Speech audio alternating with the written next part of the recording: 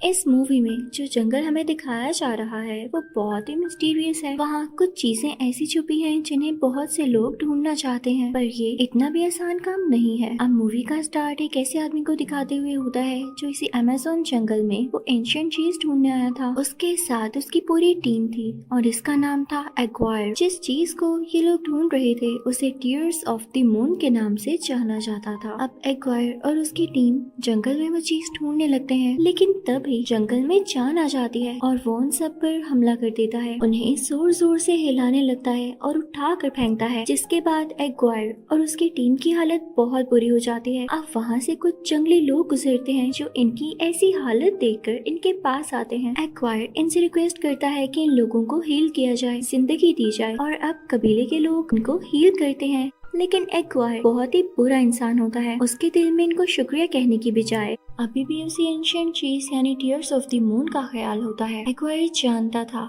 कि ये कबीले वाले यहाँ के ही हैं, तो इनको उस चीज के बारे में भी जरूर पता होगा। वो उनसे जगह की मांगता है जहाँ पर इनको जाना था, लेकिन वो लोग इसे की नहीं देते। और देते भी क्यों? जब कुछ भी एक्वायर की मर्जी से नहीं हो पाता तो वो इन सब कबीले वालों को मार देता है और चाबी ले लेता है। लेकिन इसका रिजल्ट ये निकलता है कि एक्वायर और उसके साथी कर्ज में डूब जाते हैं। ये कर्ज कबीले के सरदार ने दिया था कि ये सब लोग इधर ही भटकते रहेंगे, इनको कोई जगह नहीं मिलेगी, और अगर ये इस जंगल से निकलने के लिए नदी से आगे चले भी जाएं तो पत्थर के बन जाएंगे। इसी तरह कई साल बीत जाते हैं और हम अब प्रेजेंट का सीन देखते हैं, जहाँ एक बॉटनिस्ट लिली और उसका छोटा भाई जो कि उसका असिस्टेंट भी होता है एक जगह पर होते हैं, जहाँ लिली का भाई सबको टीयर्स ऑफ द मून के बारे में बता रहा होता है। और यहाँ हमें पता चलता है कि वो एक दरख्त है, एक ऐसा एंशिएंट दरख्त जिसकी तलाश में कई ज्यादा लोग हैं। ये दरख्त इतना फायदेमंद है कि इसको यूज करते हुए किसी भी बीमारी को ठीक किया जा सकता है और बहुत ही एडवांस मेडिसिन बनाई जा सकती हैं। इसीलिए तो हर कोई इसके पीछे है। अब इसकी चाबी को हमें ढूंढकर उस जगह तक पहुंचना होगा। यहाँ पर लिली के भाई की बात खत्म होती है और साथ ही ये मीटिंग भी। अब लिली ऊपर की तरफ जाती है जहाँ पर एक प्रिंस भी होता है। उन दोनों के आपस में कुछ बात होती है, लेकिन लिली बहुत जल्दी में होती है और चुपके से ऊपर की तरफ जाती है, जहाँ उसे एक बहुत बड़ा ट्रंक मिलता है। और जब वो ट्रंक को खोलती है तो उसमें भी एक बॉक्स होता है। उस बॉक्स में टीयर्स ऑफ द मून की चाबी होती है। प्रिंस उसे चाबी के साथ वहाँ से भागता हुआ देख लेता है और रोकता है। लिली उस वक्त विंडो से बाहर एक लेटर के साथ लटकी होती है। प्रिंस उसे ब्लैकमेल करता है कि अगर तुमने मुझे मेरा बॉक्स नहीं दिया तो मैं तुम्हें यहाँ से नीचे फेंक दूंगा। तो वो अपनी जान बचाने के लिए वो खाली बॉक्स प्रिंस की तरफ फेंक कर वहाँ से भाग जाती है और अब अपने भाई और उस चाबी के साथ अपने घर आ जाते, क्योंकि वो लोग इस चाबी को ही तो हासिल करने यहाँ आए थे। अब दूसरी तरफ प्रिंस को वो खाली बॉक्स देखकर बहुत गुस्सा होता है और वो जल्द ही लिली और उसके भाई को पकड़वाना चाहता था। अब इन लोगों का प्लान अमेज़न फॉरेस्ट की तरफ जाकर टीयर्स ऑफ द मून को हासिल करना था। अब सीन बदलता है और उधर जंगल में हम एक गाइड को देखते हैं जिसका नाम फ्रैंक है। वो लोगों को अपनी शिप में इस जंगल की खूबसूरत खूबसूरत चीजें दिखाकर उनसे बहुत से पैसे लिया करता था। लेकिन एक दिन एक आदमी उसके पास आकर अपने पैसों की डिमांड करता है जो फ्रैंक ने उससे कुछ दिन पहले लिए थे। तो फ्रैंक उस आदमी से कहता है, मैं तुम्हें इतनी जल्दी पैसे कैसे दूं? फ्रैंक उसे पैसे नहीं देता। तो वो आदमी फ्रैंक की शिप का इंजन अपने पास लॉक कर देता है। उस आदमी के पास एक पैरट भी होता है। अब फ्रैंक छुपकर उस जगह पर जाता है जहाँ उस आदमी ने चाबी रखी थी, जिसे फ्रैंक ने छुपकर देख लिया था। इतनी ही देर में वहाँ लिली भी पहुँच जाती है जो कि इस आदमी से शिप्स का पता करने आई थी जिसने फ्रैंक का इंजन लिया था। इनफेक्ट ये आदमी भी बहुत मशहूर था। अब क्योंकि फ्रैंक भी वहीं पर होता है तो उसे लगता है कि ये तो वही आदमी है जिसकी शिप में मैं जाने वाली हूँ, क्योंकि उसी आदमी का ऑफिस होता है। लेकिन उसे क्या पता था कि ये फ्रैंक कोई और है। अब यहाँ इन दोनों में बातचीत होने लगती है कि कितने पैसों में फ्रैंक उसे जंगल तक लेकर जाएगा। तभी वहाँ पर वो पैरट वाला आदमी आ जाता है, यानी जिसका ये ऑफिस होता है। अब सच जानकर लिली को गुस्सा आ जाता है और वो फ्रैंक के शिप में जाने से इनकार कर देती है। इसी दौरान फ्रैंक उसके गले में टीयर्स ऑफ द मून की देख लेता है। तो अब तो वो लिली को जाने देने वाला था ही नहीं, इसलिए वो बहुत कोशिश करता है कि लिली उसी के साथ ट्रेवल करे। वो उसे इवन ये भी कहता है कि मैं तुमसे रेंट बहुत ज्यादा कम लूंगा, फायदे में रहोगी। लेकिन लिली नहीं मानती। नेचर का करना ये होता है कि वहाँ पर एक शेर आ जाता है, एक जैगुआर। सब लोग उसे डर के भाग, जबकि फ्रैंक उसे बहादुरी से वहाँ से बाहर भेज देता है। लिली ये सब अपनी आंखों से देख के बहुत इम्प्रेस होती है। और अब डिसाइड करती है कि मैं ऐसे ही गाइड के साथ जाऊंगी जो कि ब्रेव और किसी से न डरता हो। फ्रैंक भी अपना इंजन ले चुका था, इसलिए वो लोग निकल पड़ते हैं। लेकिन अभी जहाज चला नहीं था कि कुछ लोग आके लिली को पीछे से पकड़ते हैं और धक्का देते हुए एक केज में बंद कर देते हैं और फिर उस केज को भी कवर कर देते हैं। लेकिन लिली बहुत चालाक होती है, इसलिए वो केज का ताला खोल देती है और उन सब आदमियों को किक्स मारते हुए और उनके फेस को भी कवर करके उनका सर केज के साथ मारती है और अब यहाँ से भाग जाती है। इनफैक्ट ये प्रिंस के ही भेजे गए लोग थे जो लिली से वो की लेना चाहते थे। अब लिली किसी ऊंची जगह पर से होते हुए जाने लगती है, लेकिन गिर जाती है। तभी वहाँ पर फ्रैंक भी पहुँच चुका होता है और उसे जमीन से उठने में उसकी मदद करता है। वो उसे साथ चलने का कहते हुए पानी में कूद जाता है, लेकिन लिली ड्राई यानी खुश्क रास्ते से रस्सी की मदद से शिप तक आती है क्योंकि उसे तैरना नहीं आता था और वो पानी से भी डरती थी। अब प्रिंस लिली का पीछा करते करते यहाँ तक भी आ चुका था। ये शिप पर जिसमें लिली होती है उस पर फायरिंग शुरू कर देता है। वो अपनी सबमरीन में बैठा होता है और वहाँ से ही वो फ्रैंक के शिप पर शूट कर रहा था, लेकिन फ्रैंक अपने जहाज को मूव करते हुए उसकी गोलियों से खुद को और अपने शिप को बचाता है। प्रिंस अपने शिप में से 2 टॉर्पीडोज भी निकालता है, लेकिन तभी फ्रैंक अपने शिप को तेजी से मूव करता है और टॉर्पीडो से हिट नहीं कर पाता। इसका रिजल्ट ये निकलता है कि प्रिंस की अपनी सबमरीन वहाँ पर स्टक हो जाती है। अब ये लोग अपने सफर के लिए आगे निकल पड़ते हैं, लेकिन रात होते ही अपने शिप को एक जगह पर स्टे करवाते हैं। फ्रैंक लिली और उसके भाई के लिए कुछ फिशेस को पकड़ता है जिसे रात में वो खाते हैं। अब ऊपर फ्रैंक और लिली बैठकर बातें कर रहे होते हैं कि लिली का भाई डरते हुए ऊपर की तरफ आता है और कहता है कि नीचे वही जैगुआर है। तो फ्रैंक उसे कहता है घबराओ नहीं, ये मेरा पेट है। तो ये सुन के लिली को बहुत गुस्सा आता है कि फ्रैंक ने मुझे शिप में बुलाने के लिए जानबूझकर ऐसा किया था। दूसरी तरफ हम उसी प्रिंस को देखते हैं जो कि केव के अंदर एक रस्सी की मदद से जाता है। वहीं पर उसको एक वायर और उसकी टीम दिखाई देती है जो कि उस कर्ज की वजह से पत्थर के बन चुके थे। लेकिन प्रिंस के माइंड में यहाँ पर एक प्लान होता है, बहुत ही बुरा प्लान। वो जानता था कि ये लोग जंगल से बाहर निकलने के लिए नदी के पार गए होंगे और नदी के पार जाते ही पत्थर के बन गए, तो क्यों ना इन पर नदी का पानी डाला जाए।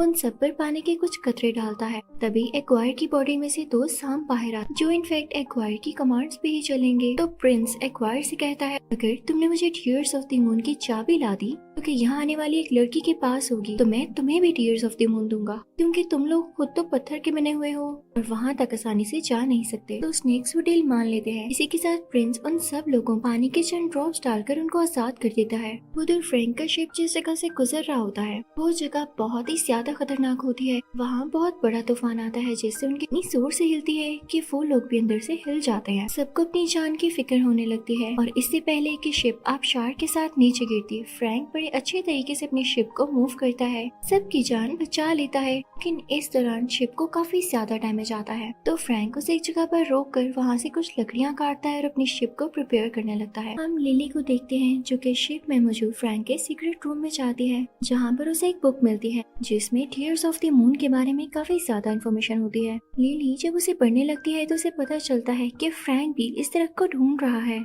तभी अचानक से वहाँ पर फ्रैंक आ जाता है। तो लिली उसे कहती है अच्छा तो तुम भी टीयर्स ऑफ द मून ढूंढ रहे थे, इसके लिए तुमने हमें यूज किया है ताकि अगर हम उसे ढूंढे तो साथ तुम्हें भी वो मिल जाए। तो फ्रैंक कहता है नहीं ऐसी बात नहीं है, अगर वो मुझे मिलना होता तो कई साल पहले मिल जाता, जब से मैं उसे ढूंढ रहा हूँ। तो लिली कहती है लेकिन अब की बार मिल जाएगा क्योंकि मेरे पास उसकी चाबी है। इन्हें शिप के ऊपर किसी चीज की आवाज आती है। जब वो लोग ऊपर जाकर देखते हैं तो वहाँ पर जंगली लोग होते हैं जो उन्हें पकड़ लेते हैं। यहाँ पर फ्रैंक उनकी जुबान में उनसे बात करने लगता है और लिली को ये कहता है कि मैंने इनसे कहा है कि ये लोग मुझे कैद रख सकते हैं क्योंकि तुम्हारा और तुम्हारे भाई का कोई कसूर नहीं, तो ये तुम्हें छोड़ दें। लेकिन जंगली लोग फ्रैंक की कोई बात नहीं मानते और आगे से कुछ बोलने लगते हैं। तो फ्रैंक लिली से कहता है कि ये लोग कह रहे हैं कि हमें टीयर्स ऑफ द मून की चाबी दे तब ये लोग हमें यहाँ से जाने देंगे। लेकिन लिली कहती है कि नहीं हरगिज़ नहीं। और इसी के साथ वो उन जंगली लोगों पर अटैक करने ही वाली होती है। एक नेज़ा उठाती है तभी उन जंगली लोगों की लीडर बोलती है फ्रैंक का प्लान फेल, जिससे लिली को पता चल जाता है कि फ्रैंक ने ये सब ड्रामा किया था सिर्फ उस चाबी को हासिल करने के लिए। तो वो फ्रैंक के मुंह पर थप्पड़ मारती है। अब वहाँ के लीडर लिली को सारा नक्शा समझाने लगती है कि तुम्हें किस तरह से जाना होगा। तो लिली फ्रैंक से कहती है कि अब मैं अकेले ही उस जगह पर जाऊंगी, मैं तुम पर और ट्रस्ट नहीं करूंगी। तो फ्रैंक उसे समझाता है कि तुम अकेली लड़की हो, तुम्हारे साथ तुम्हारा छोटा भाई है, तुम लोग वहाँ तक मेरी मदद के बगैर कैसे पहुँचोगे। तो लिली कहती है कि सब कुछ पॉसिबल है। लेकिन इससे पहले कि वो निकलती वहाँ पर एक वायर और उसके साथ ही आ जाते हैं जो कि बहुत अजीब लग रहे होते हैं। एक्वायर के फेस से वही स्नेक्स बाहर आ रहे होते हैं और उसके साथियों की बॉडी पर भी काफी ज्यादा कीड़े मकोड़े थे। उनके हाथ में नेज़े होते हैं। अब फ्रैंक उनसे लड़ने लगता है। एक्वायर लिली के गले से वो चाबी चुराना चाहता था और कुछ पता नहीं कि वो लिली को मार भी देता। तो एक्वायर लिली को उठाते हुए एक बेल के साथ लटक कर दूसरी जगह पर जाता है और उन सबको मार मार कर नीचे गिराता रहता है। लेकिन एक आदमी लिली से उसकी वो चाबी छीन ही लेता है, दूसरे आदमी को कैच करवाता है। लेकिन अब फ्रैंक एक्वायर के पास जाता है क्योंकि चाबी उसके पास पहुंच चुकी होती है। वो उससे लड़ने लगता है, लेकिन आगे से एक्वायर भी और एक्वायर के स्नेक्स भी फ्रैंक से लड़ाई कर रहे होते हैं। उन दोनों में एक टाइप का कराटे होने लगता है। आखिरकार फ्रैंक एक्वायर से वो चाबी छीन ही लेता है, लेकिन तभी एक्वायर उसके दिल में एक तीर मारता है जिससे फ्रैंक नीचे गिर जाता है और वो चाबी लिली की तरफ उछालता है। लिली उसे पकड़ लेती है और काफी उदास हो जाती है कि इसने इस चाबी की खातिर और हमारी जान बचाने की खातिर अपनी जान की कुर्बानी दे दी। तभी यहाँ पर कबीले की लीडर लिली से कहती है कि अगर तुम नदी के उस पार चली जाओगी, एक्वायर और उसके लोग तुम्हारा पीछा नहीं करेंगे क्योंकि यहाँ से वो पत्थर बनकर आए थे, तो दोबारा ये लोग वहाँ पर नहीं जाएंगे। तो अब लिली अपने भाई से मिलकर बाकी सब लोगों को गुड बाय कहते हुए नदी के उस पार चली जाती है जहाँ पर वाकई में एक्वायर और उसके लोग नहीं पहुँच पाते। लिली के पीछे पीछे उसका भाई भी आ जाता है। सुबह होने पर जब लिली उस जंगल में चल रही होती है तो उसे फ्रैंक की बॉडी मिलती है, जिसे देख के वो पहले तो डर जाती है, लेकिन नोटिस करने पर उसे पता चलता है कि फ्रैंक अभी भी जिंदा है, लेकिन वो नेज़ा या तीर अभी भी उसके दिल के आर पार होता है। तो फ्रैंक लिली से कहता है कि डरो नहीं, मुझे कुछ नहीं हो सकता क्योंकि मैं भी कर्स्ड हूँ। पिछले 400 साल से इसी तरह मरता हूँ और जिंदा रहता हूँ। अब लिली यहाँ पर एक झटका देते हुए वो नेज़ा फ्रैंक की चेस्ट से बाहर निकाल लेती है, जिसे देख कर लिली का छोटा भाई बेहोश हो जाता है। लिली फ्रैंक के साथ प्लान करती है वो टीयर्स ऑफ द मून तक जाएगी और उसे कबीले के लीडर ने ये बताया होता है कि वो सिर्फ लूनर इक्लिप्स तक ही ग्लो करता है, इसके बाद उसका कोई फायदा नहीं, तो इनको जल्द से जल्द वहाँ पर पहुँचना था। लिली अपने भाई को कबीले वालों के पास ही छोड़ जाती है, तुम इनके साथ ज्यादा सेफ हो। अब यहाँ पर फ्रैंक लिली को सब कुछ बताने लगता है कि मैं भी एक्वायर का ही एक बंदा था, उसकी टीम में से था और हम सब टीयर्स ऑफ द मून को इसलिए ढूंढ रहे थे क्योंकि एक्वायर की बेटी बीमार थी और उसे उस दर्द का फूल चाहिए था। लेकिन जब कबीले वालों ने उसे उस जगह की चाबी नहीं दी तब एक्वायर ने उन सबको मार दिया और तब हमको ये कर्स मिला था। मैंने ही उन्हें उस नदी के पार किया और कुछ झाड़ियों में बसा दिया, इससे वो सब लोग पत्थर के बन गए और जबकि मैं अपनी जान बचाता हुआ आज तक जिंदा हूँ। तो प्रिंस को भी कुछ फ्लाइज बता देती हैं कि लिली अब कहाँ जा रही है। तो प्रिंस अपनी सबमरीन लेकर उसका पीछा करने लगता है, लेकिन तभी रास्ते में उसे कुछ कबीले वाले मिलते हैं जिनके शिप में लिली का भाई होता है और वो उसे सैर पर लेकर जा रहे होते हैं। लेकिन यहाँ पर प्रिंस लिली के भाई को रोक लेता है, अपने पास कैद करते हुए पूछता है कि तुम्हारी बहन कहाँ पर है। लिली का भाई डरते हुए इसे सब कुछ बता देता है और अब प्रिंस उस तरफ निकलता है, जबकि फ्रैंक और लिली उस जगह पर पहुंच ही चुके थे जिस जगह से वो बहुत ज्यादा करीब था।